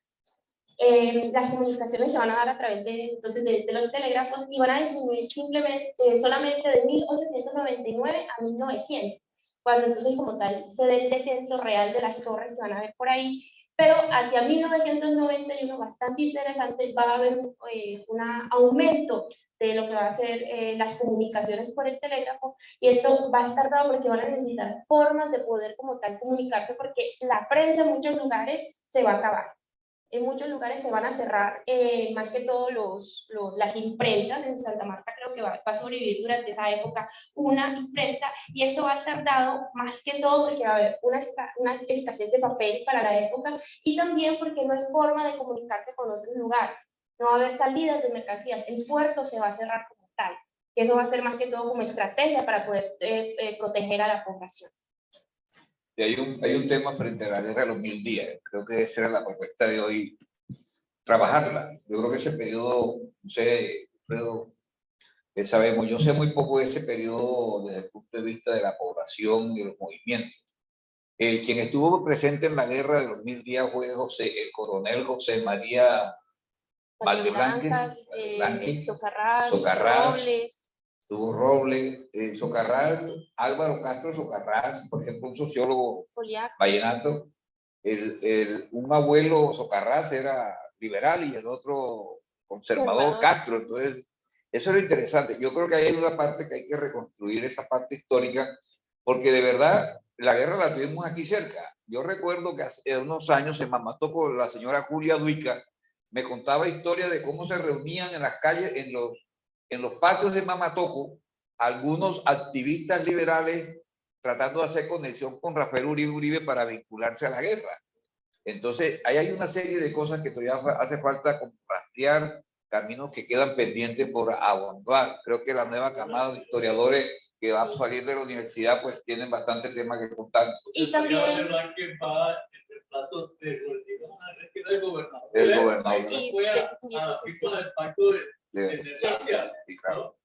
También dentro de los problemas que hubo a nivel, dentro de esos, algunos relatos que seguimos, Valdeblanques, Robles, Poliaco, todo eso, encontramos que también habían unos momentos como de paz, por decirlo de alguna manera, que eran esos momentos en los que como tal se daban las guerras, porque las guerras se concertaban o se proponían las estrategias para invadir algunos lugares, se van como tal a tener unos periodos de paz, de tensa calma, en los que hay que volver a llenar de comida los batallones, traer nuevas armas, más que todo en esos momentos también va a haber también tiempo para atender a los heridos, y eso va a haber dentro de las narraciones. Van a ser bastante dolorosas porque van a explicar que sin importar de qué bando eran, muchas mujeres de las ciudades iban hasta los lugares de enfrentamiento y se traían a cualquier hombre, a cualquier varón, porque también se reclutaron bastantes niños hacia el final de la guerra, porque ya los varones estaban muriendo, o sea, los hombres mayores, y los van a traer a las casas a intentar pues curarlos. Muchos de ellos morían dentro de las mismas casas de familia. Va a haber entonces, por ejemplo, en Riohacha, como unas historias bastante tristes de eso, en Cartagena también, que hasta cierto punto van a decir que el olor era insoportable, lo van a decir dentro de las mismas historias, relatos, perdón, que va a ser bastante insoportable porque morían los hombres de manera continua, todo el tiempo llegaban personas mutiladas, llegaban pues como tal muertos, les faltaban miembros, va a ser entonces como bastante fuerte lo que va a ser la guerra para esa época. Bien, si hay algún otro comentario, pregunta. De todas maneras, a raíz de la población de comienzo del siglo, sobre todo en la década del 10, no recuerdo ahorita, pero había mucho entretenimiento. Una de las cosas que yo trabajo en el libro que espero sale en marzo, publicado por la Universidad Simón Bolívar, la historia del Carnaval de Santa Marta, una fiesta tradicional de esplendor. Estamos en este momento en la escogencia de fotografías. Laura y David me están ayudando en esa parte. Y es bien interesante ver cómo desde el año 1910, más o menos, dos teatros, el Universal, 1912, estoy tratando de ubicarlo, Alfredo, ¿dónde quedaba? Parece que quedaba en la carrera tercera y cuarta, no sé si Raúl tiene información. Está en La Estrella, que después se convirtió en Res, aquí en la cuarta con 18. Luego va a estar El Paraíso, que no tengo la fecha de cuándo, pero ahí está el edificio. En la 12 también, entre cuarta y quinta, creo que se llamaba El Paraíso. Va a estar El Colonial, más adelante, Casablanca, La Morita, después Variedades, Santa Marta, y bueno, Tayrona, que ya se fue nuevo. Sí, San Jacinto de Gaira. Y el Club Social, que no era el Club Social, sino el lugar, la cantina bar. Sí. Además, había una cosa bien interesante.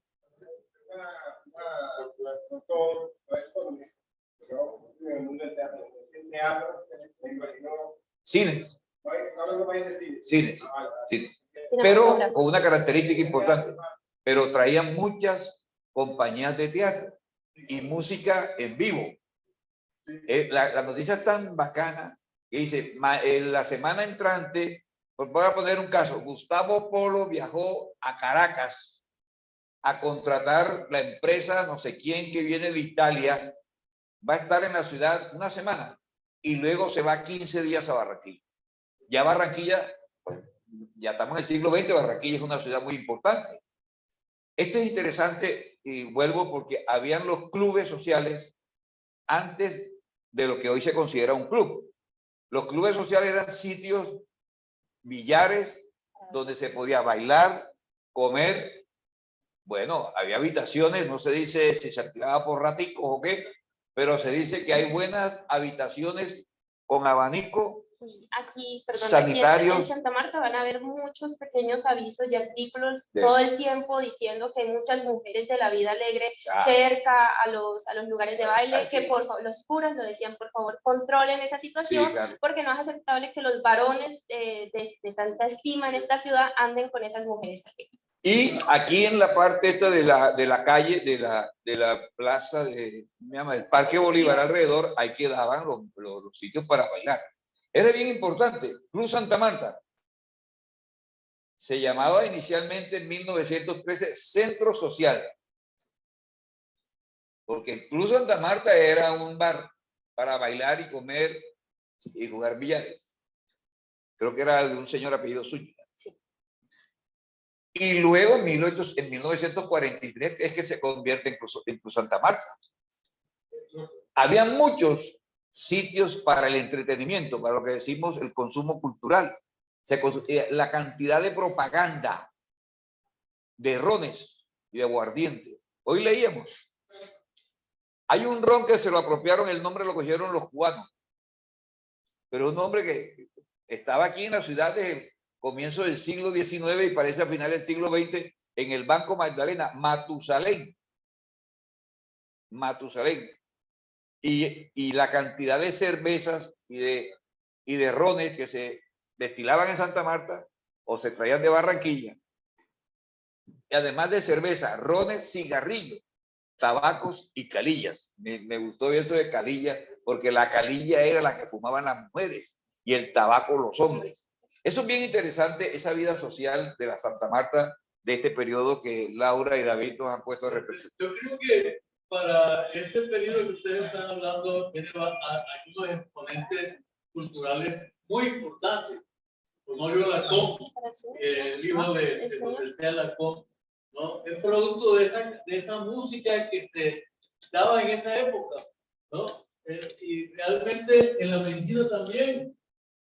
La universidad de ese momento tuvo un profesor de medicina, Lombana, que tuvo un hijo que fue candidato a la presidencia de la República, fue ministro de Salud, ministro de Educación, el padre de la medicina interna en Colombia, el reformador de la Universidad Nacional. Su hoja de vida es impecable y premiada por el Congreso de Colombia y odiada por muchos samarios. Porque eso es, yo siempre he dicho que el samario no tiene una visión clara, que vive a espaldas del mar, a espaldas de la sierra, pensando siempre en el oriente, en la zona norte. Bueno, no sé si hay algún otro comentario. Sí, Carlos. Buenas noches. Qué bueno verte. Muchas gracias. Bueno, la pregunta sería, bueno, Santa Marta realmente abandona de cierta manera un colonial a partir de la expansión del ferrocarril con los fines de la espacio. Ya cambian con la configuración de Belgrano, ahora sí. Pero antes, estaban los barrios llamados extramuros, desde ahí, arrabales. Y le llamaban el camino a Bavaria. Exactamente, la pregunta puntual sería: ¿cuáles eran esos barrios, ciencia cultural? Siempre se puede fundir, que bueno, y con el tema de la de fundir, me di cuenta que ese estado está desde 1930, y eran barrios realmente pobres, entre comillas, lanzado ese tipo de monumentos como Fernández de Samario, algo tuvo que ver con fuerza cultural en esos barrios de Sí, estaban los barrios obreros y estaban dedicados pues entonces para los que trabajaban tanto para el ferrocarril, para la empresa, pues para los puertos, la empresa de vapores y Taganga, Gaira, Mamatoco, que van a ser como los lugares que se van a dedicar entonces para la población indígena, pero recordemos que ya para ese siglo, principios de ese siglo XX, ya era una sociedad bastante mestiza. ya entonces tenemos que dejar de pensarlo como en casas, porque como tal ya va a ser una población bastante mestiza y está más dada a lo campesino. Entonces podríamos verlo que en Gaira en Gaira van a estar más dados a trabajar entonces todo lo que va a ser la zona Marañón.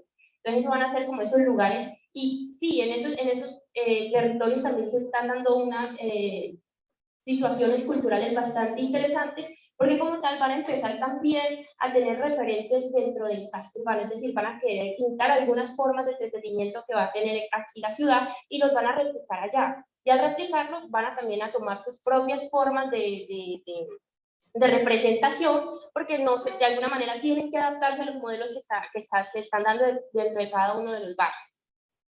Hay un hecho muy significativo frente a eso. El barrio Cundí va a ser un barrio, primero, de mucha... Ahí se va, no voy a utilizar la palabra correcta, creo que no es esa, refugiados. Va a ser un barrio de residencia de mucha gente de la élite, pero una clase media que se comienza a formar, y van a tener reinas de carnaval. Eso me pareció significativo. En este momento no recuerdo el año en el que un señor Noguera o Buenaga corona a la reina y va hasta allá en el Cundí, y eso es un gran hecho.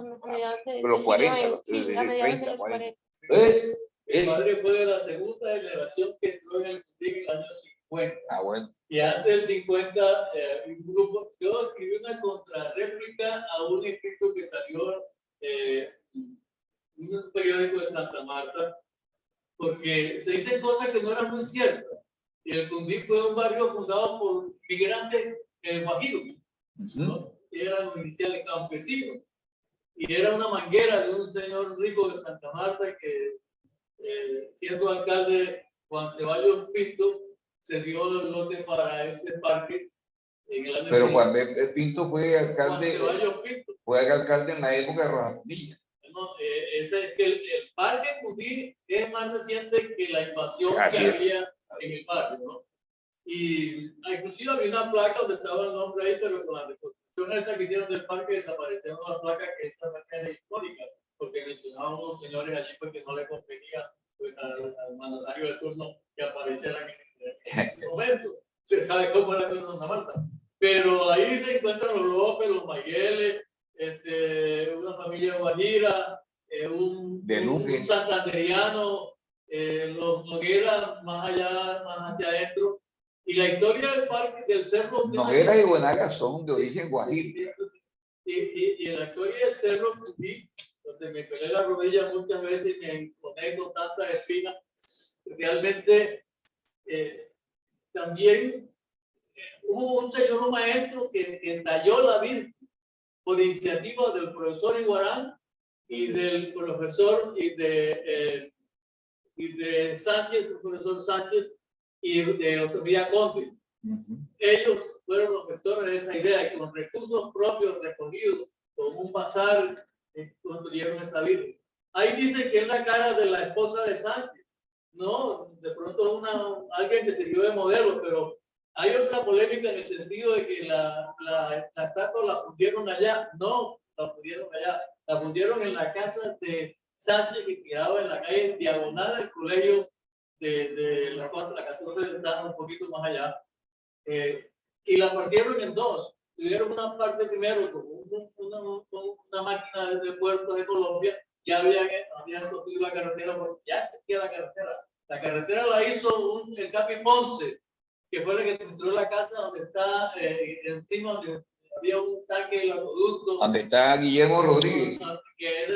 Esa casa fue de los Owens. Exacto. Y realmente la tuvieron por parte y después la armaron allá arriba. Es una historia bonita. Bien. Tradicional, Sí. yo no sé, así es. Parte de una cultura nueva.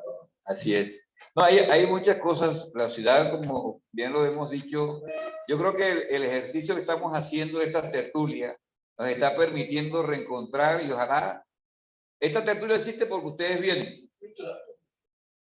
Porque ahí nos vamos nutriendo, van dando, como dice Jorge Elías, que nos abandonó igual aquí. Hay gente que da daticos. Que acaba de aparecer un dato chévere. Y ahí está en investigación. Ahí sale una investigación. ¿Ve? De ahí sale una investigación. Por ejemplo, a mí me tiene preocupado lo que dice Jaime Villarreal de que William Trump fue el que primero que jaló. No, esa vaina me tiene. Y aquí está Carmen Rangel, Carmen Franco, creo que no se ha ido. Ahora vamos a comprobar, a ver que si vamos al periódico del Estado para ver si en 1936 fue realmente eso. Porque la información que yo tengo del periódico del Estado está muy poca. Bueno, miren, la verdad que el comienzo del siglo XX en Santa Marta, el entretenimiento es fuerte, ya lo acabo de decir, 2 teatros. ¿Cuántas personas iban al teatro? Se habla casi de 1000 personas. A una... Imagínense eso, pues, la cantidad de gente que tenía. Y hubo una controversia entre el periódico, no me acuerdo si el periódico Zona Bananera y porque creo que el Teatro Estrella, el tesorero de la UNAI, que tenía que pagarle a los obreros, en vez de darle todo el dinero completo, le daba la boleta. Los obligaba a ir al cine. Entonces, esa era una competencia desleal para la otra compañía de teatro. Eso es bien interesante, toda esta cosa. Entonces, quiero señalar esto porque, ahora, ¿por qué son importantes estos sitios de fiestas? En los carnavales, ya nos estamos metiendo en un tema que no es, pero resulta que los ricos, el club o centro social lo cerraban a las 12, a la 1. Y te terminaban yendo para lo popular. Te terminaban yendo a lo popular. De esa ida a lo popular, no voy a decir los apellidos, hubo un cruce muy comentado y discutido en esta ciudad hace muchos años entre una señora de apellido Correa, de allá de Pescadito, de la calle Madrid, y ya yo no me acuerdo si Zúñiga o Real, pero de estos apellidos, y eso fue un escándalo en el momento. Eso era un escándalo en el momento. No era concebible que del Arrabal se casara con una persona. Bueno. Una última anécdota. Antes de que viera la Virgen, en el Cerro Nudí existió un cañón de largo alcance, ¿no? Es una de las tantas guerras que hubo en Santa Marta. Claro. Ojalá en la universidad se pueda reeditar el libro de José Manuel. No, del Real. O se pudieran conseguir las crónicas. José Manuel del Real es un texto que no se ha explorado, no se ha explotado mejor, más. Ese texto lo editó Arturo Bermúdez, escogió. Arturo no era historiador, pues él hacía historia, pero él no tenía la formación de historiador. Entonces él cogió y reunió en ese librito una cantidad de crónicas maravillosas de la ciudad entre 1875 y 1936, cuando se murió el señor. Bien interesante, pero no le puso, no sabe uno cuándo la escribió el señor. ¿Y dónde aparecía eso? En la hojita parroquial. Yo tengo muchas hojitas parroquiales, pero era que la Iglesia Católica sacaba hojitas parroquiales en todas partes del país. Entonces yo tengo de Manizales y ponerme a mirar todas me ha quedado muy difícil. Pero en la Biblioteca Nacional está la hojita parroquial, puede uno enterarse de muchas cosas. Bueno. Yo encontré en la biblioteca, en los archivos de la Academia Colombiana de Historia, una inscripción de Real como miembro de la Academia. Sí, claro. En 1532. Y ese murió en Bogotá y murió en Bogotá. 1932. Bueno, ya llegó el libro. Aquí lo tenemos. Aquí hay varios autores. Está Wilfredo, está Adriano. ¿Quién más escribe en este libro? No hay más. Se fue Eduardo Forero, que escribe. Oye, está el corrector de estilo. Está aquí don Ricardo, que nos acompaña hoy. Este libro es el tomo 6. Lo vamos a presentar aquí el próximo 26 de enero. Para todo el que venga hay un regalo ese día, ¿no, Omar? Ustedes saben que la tradición es que Cajamá, en el lanzamiento del libro, regala el libro. Entonces están cordialmente, póngalo en la lista, 26 de enero. Las actividades de Cajamá van a arrancar el 26 de enero con este libro. Aspiramos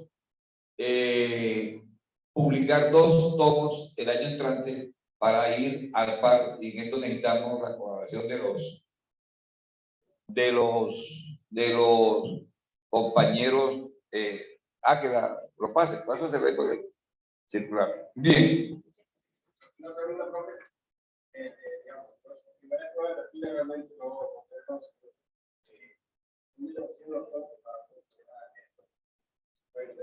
Aquí lo ven. Sí. Sí. Entonces, 26, el lanzamiento del libro. La primera tertulia, yo pensé que ya 8 tomos ya, pero no, Cajamá dijo no, sigamos. Aquí me volveré viejo. Es el único puesto en el cual he demorado tanto tiempo, porque ni en Telecaribe demoré 6 años y medio, y aquí voy para 8, ya terminé el 8º año. Pero sí, está bien. Sí, ¿no? El 28 de febrero, antes del martes de carnaval, ¿cierto? Antes del martes del carnaval, creo que el martes del carnaval es en marzo, tal vez comienza en marzo. El 28 de febrero vamos a comenzar nuestras tertulias. Vamos a seguir hablando por 3er año consecutivo sobre Santa Marta siglo XX. No es fácil lograr conferencistas.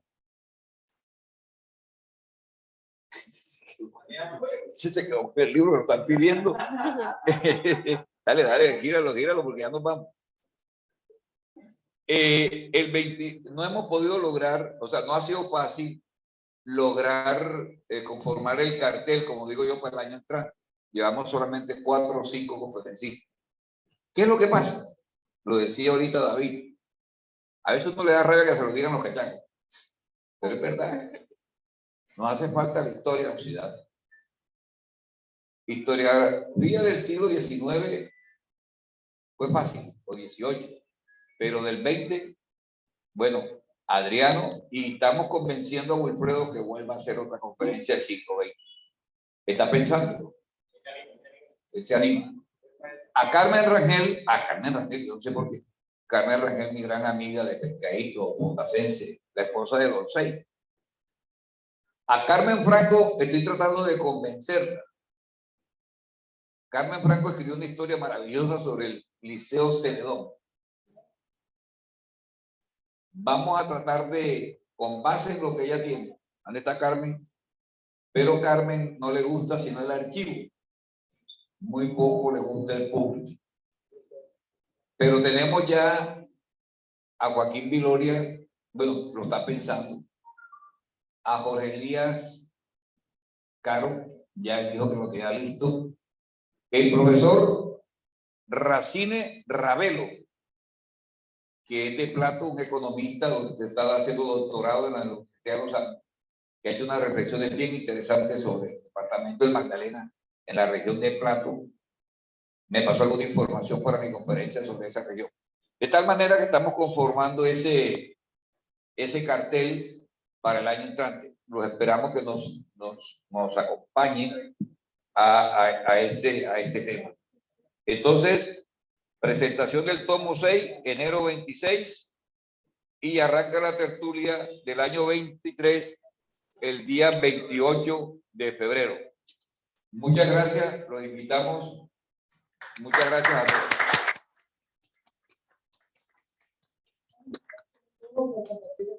Con nosotros, las personas que estuvieron conectadas, muchas gracias, doctora, gracias por estar aquí compartiendo este espacio con nosotros. Gracias a ustedes. Bueno, necesitamos un hotel aquí afuera, por favor. Muchas gracias a usted por venir. Excelente. Muchas gracias por todo.